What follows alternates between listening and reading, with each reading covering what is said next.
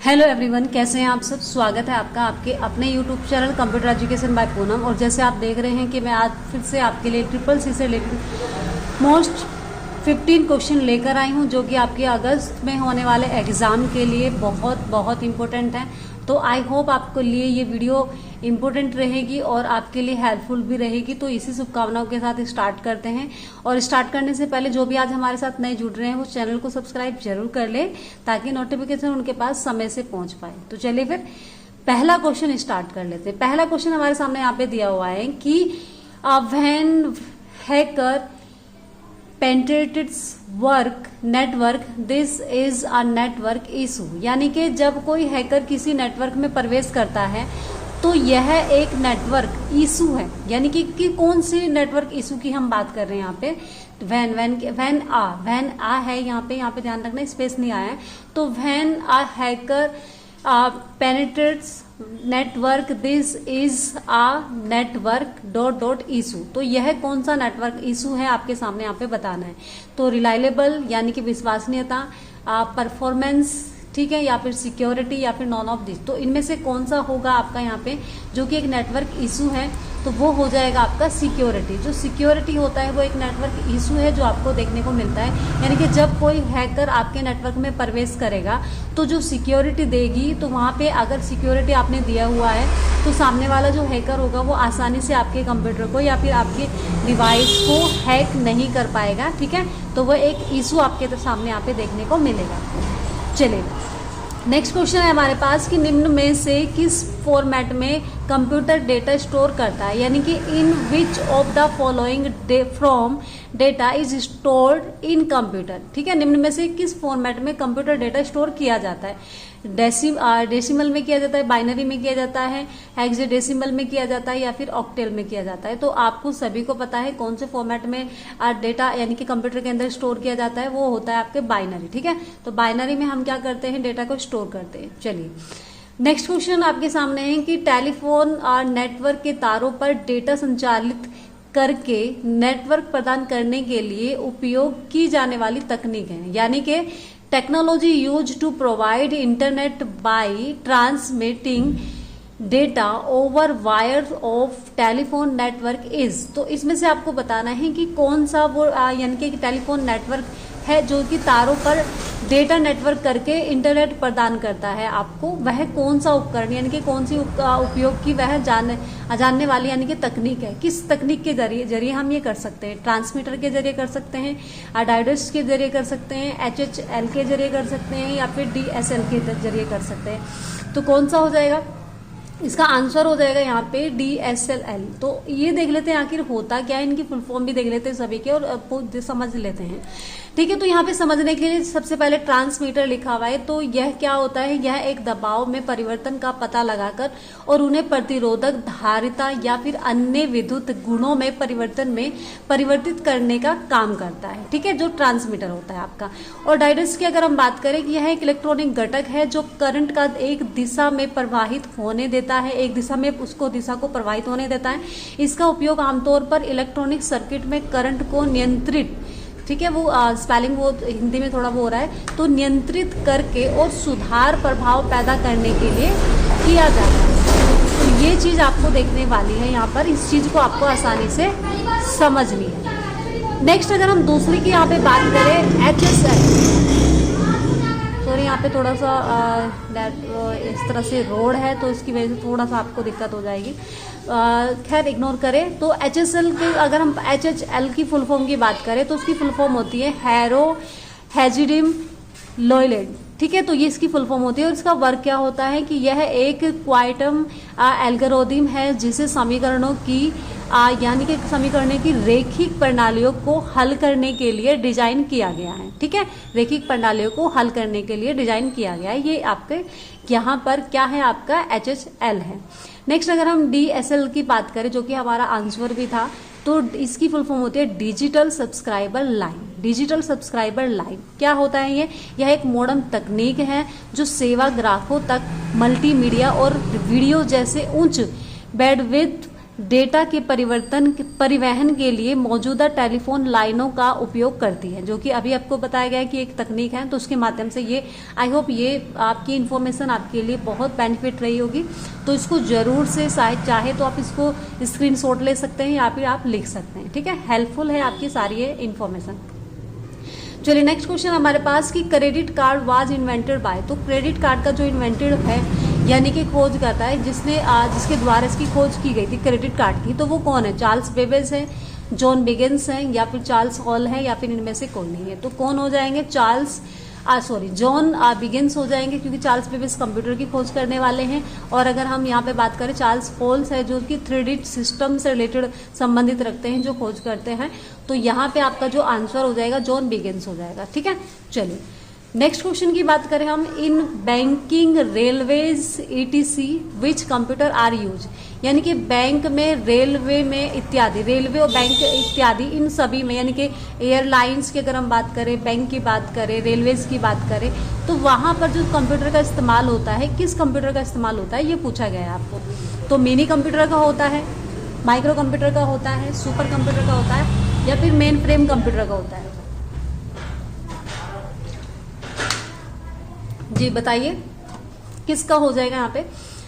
किस कंप्यूटर का प्रयोग किया जाता है? मेन फ्रेम कंप्यूटर का प्रयोग किया जाता है। ये मैंने आपको कम्युनिटी पे भी मैंने आपको एक क्वेश्चन दिया था, वहाँ पे भी पूछा गया था, मैंने पूछा है उसके बारे में, मैंने इन्फॉर्मेशन भी दी है, कंप्लीट डिटेल्स दी है इसके साथ। मिनी कंप्यूटर्स होता है जो जिसमें मल्टीपल यूजर्स वर्क कर सकते हैं, मल्टी यूजर सिस्टम होता है आपका, मल्टी यूजर सिस्टम होता है। और माइक्रो कंप्यूटर आपके जैसे आपके डेस्कटॉप हो गए, लैपटॉप हो गए, नोटबुक हो गई, PDA हो गए, तो ये सब आपके माइक्रो कंप्यूटर्स होते हैं जिनका इस्तेमाल आप कर रहे हैं, ठीक है। तो ये माइक्रो कंप्यूटर के रूप होते हैं। सुपर कंप्यूटर आपका, सुपर कंप्यूटर एनिमेशन पर्पज के लिए किया जाता है, ठीक है, वो उसके लिए होता है, तो वो सुपर कंप्यूटर। इनके सबसे जो बड़ा कंप्यूटर होता है वो सुपर कंप्यूटर होता है, सबसे छोटा कंप्यूटर आपका माइक्रो कंप्यूटर होता है, माइक्रो से आपका बड़ा जो होता है वो मिनी कंप्यूटर होता है, और मिनी कंप्यूटर से बड़ा यानी कि मिनी और माइक्रो से बड़ा आपका जो होता है मेन फ्रेम कंप्यूटर होता है, और सुपर कंप्यूटर आपका सबसे बड़ा कंप्यूटर होता है, ठीक है। तो आई होप क्वेश्चन समझ आया होगा।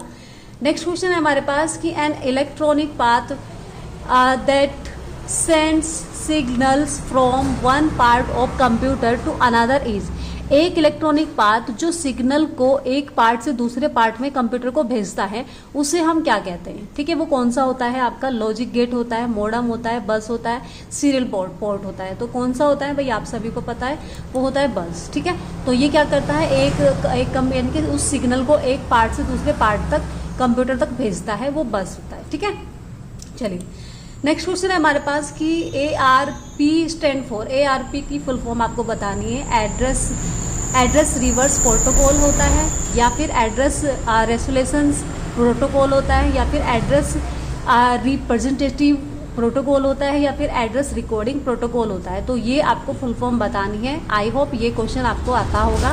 तो इसकी फुल फॉर्म होती है एड्रेस रेसोल्यूशन प्रोटोकॉल, तो ये इसकी फुल फॉर्म होती है। आई होप ये आपके लिए क्वेश्चन आंसर आसान रहा होगा। तो इस तरह से आपको क्वेश्चन यहाँ पे देखने को मिलते हैं। नेक्स्ट क्वेश्चन की तरफ बढ़ते हैं कि यहाँ पे DigiLocker app provide store space, यानी कि डिजी लॉकर में जो हम डेटा स्टोर करते हैं हम अपने डेटा को रख लेते हैं, तो वहाँ पे कितना स्टोर आपको देखने को मिलता है, लगभग कितना डेटा हम वहाँ पे स्टोर कर सकते हैं? 2 GB, 1 GB, 20 GB, 15 GB। तो लगभग हम कितना डेटा उसमें स्टोर कर सकते हैं? उसमें हम कर सकते हैं 1 GB स्टोर, हम वहाँ पर अपना डेटा रख सकते हैं डिजी लॉकर के ऐप में, ठीक है। डिजी लॉकर जो ऐप होता है हमारा, उसमें हम इतना डेटा स्टोर कर सकते हैं, ठीक है। चलिए नेक्स्ट क्वेश्चन है हमारे सामने कि हु इन्वेंटेड कीबोर्ड। कीबोर्ड के इन्वेंटर कौन है ये आपको बताना है यहाँ पे। तो कौन हो जाएंगे भाई? कीबोर्ड के इन्वेंटर कौन हो जाएंगे? तो ये आपको बताना है, जेम्स गॉसलिन है, या फिर स्टीव जॉब्स है, या फिर मार्टिन कूपर है, या फिर क्रिस्टोफर लेथिन आपके सोल हैं। तो ये आपको बताना है। तो आंसर हो जाएगा आपका यहाँ पे क्रिस्टोफर लेथम सोल्स। कौन है ये?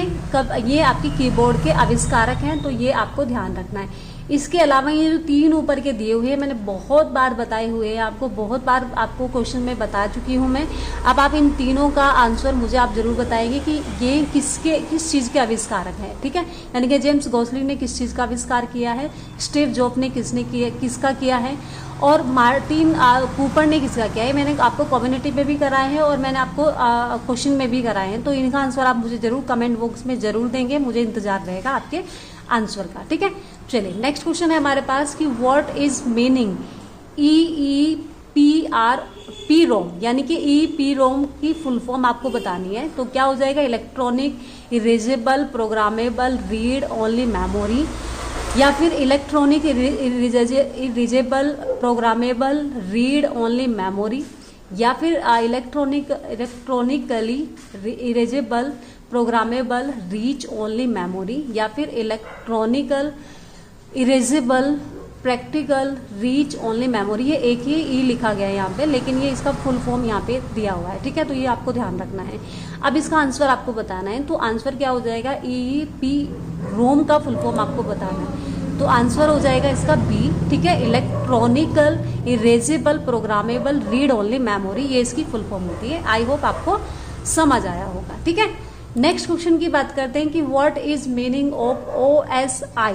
OSI की फुल फॉर्म आपको, OSI क्या है यहाँ पे, इन टर्म ऑफ कंप्यूटर यानी कि कंप्यूटर के संदर्भ में OSI का मतलब क्या होता है, ठीक है। ओपन सॉफ्टवेयर इंटरलेशन होता है, या फिर ओपन सिस्टम इंटरलेक्शंस होता है, या फिर अगर हम बात करें ओपन सॉफ्टवेयर इंटरकनेक्शन होता है, या फिर ओपन सिस्टम इंटरकनेक्शंस होता है, ठीक है। तो ये आपको बताना है क्या हो जाएगा यहाँ पर। OSI की फुल फॉर्म कंप्यूटर का जो होता है यहाँ पे, तो क्या हो जाएगा, ओपन सिस्टम इंटरकनेक्शन होता है, जो कि इंटरकनेक्शन बनाता है। तो यहाँ पे क्या हो जाएगा, ओपन सिस्टम इंटरकनेक्शन इसकी फुल फॉर्म हो जाएगा, और ये इसका मीनिंग होता है, ठीक है।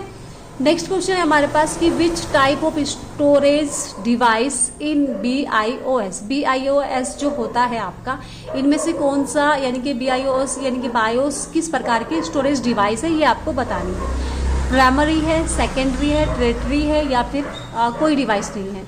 तो ये आपको बताना है यहाँ पे क्या हो जाएगा, ये क्या ये कोई डिवाइस है, बिल्कुल नहीं। ये आपका यहाँ पे अगर हम बात करें तो ये कोई प्राइमरी डिवाइस, सेकेंडरी डिवाइस या फिर टर्टियरी डिवाइस नहीं होती है, कोई डिवाइस नहीं होती है, क्योंकि ये क्या होता है, ये एक मतलब अगर हम बात करें जो कि आपका सिस्टम सॉफ्टवेयर का पार्ट होता है, ठीक है। आई होप ये पता होगा आपको।